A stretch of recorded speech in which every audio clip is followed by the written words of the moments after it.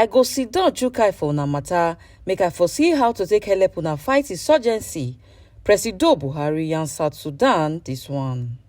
President Muhammadu Buhari don promise South Sudan say Nigeria ready gidigba to help them fight rebels and bring back unity for their country. He yarned this one when he welcomed the Ogbonge representative of President Salva Kiir Mayardit of South Sudan, Honorable Abino Matta on Friday, May 13, 2022 for State House Abuja. Buhari kon yarn dem say Naija pipo fit talk say the Ogbonge changes wey don shele for North-East no be how him administration take meet am for 2015. He kon yarn dem say he go study the situation, make he see how he go take help them.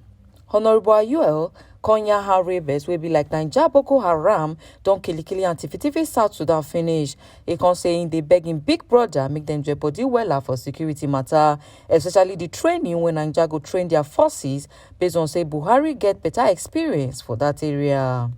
Ebo Sereme Ubinome, TMC TV News.